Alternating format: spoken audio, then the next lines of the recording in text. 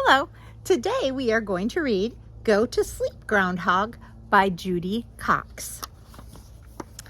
Groundhog went to bed on Columbus Day just like he always did. He brushed his teeth. He put on his jammies. He set his clock for February 2nd. Then he curled up in his warm, cozy bed.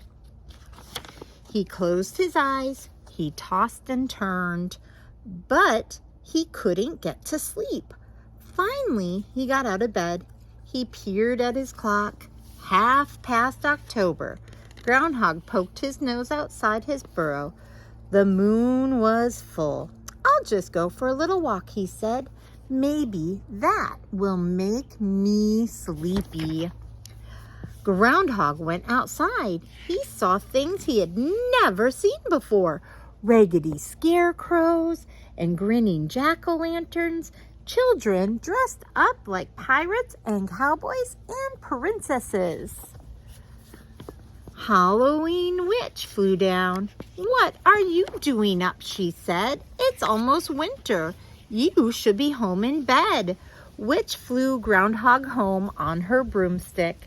She tucked him in, she read him a ghost story, and she gave him a glass of apple cider. Groundhog curled up in his warm, cozy bed. He closed his eyes. He tossed and turned, but he couldn't get to sleep. Finally, he got out of bed and he peered at his clock. 1/2 November. He poked his nose outside of his burrow. The leaves were red and yellow. "I'll just go for a little walk," he said. "Maybe that will make me sleepy." Groundhog went outside. He saw things he had never seen before. Tall yellow corn shocks and round orange pumpkins. Turkeys gobbling out in the barnyard. "Oh, look at that." "What are you doing up?" Turkey said. "It's almost winter. You should be in bed, and I should be making myself scarce." Turkey took Groundhog home.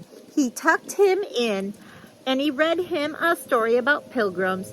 He gave him a slice of pumpkin pie.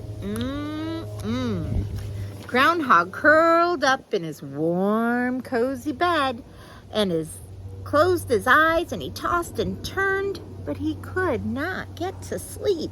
Finally, he got out of bed. He peered at his clock, and it was 1/2 December. Groundhog poked his nose outside his burrow. Stars twinkled overhead. "I'll just go for a little walk," he said.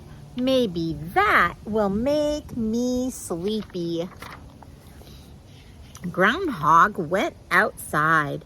He saw things he had never seen before. Colored lights glowing on some houses, candles shining in windows, holly wreaths hanging on doors, and he heard sleigh bells chiming in the air. "Who's that?" Santa flew down in his sleigh. "What are you doing up?" Santa said. "It's winter. You should be in bed." Santa took Groundhog home in his sleigh. He tucked him in. He read him a Christmas story, and he gave him a glass of milk and a cookie. Groundhog curled up in his warm, cozy bed. He closed his eyes. He didn't toss. He didn't turn. And soon he fell asleep. Bring! Groundhog opened one eye. "It can't be time to get up yet," he grumbled. "I just got to sleep." Uh-oh.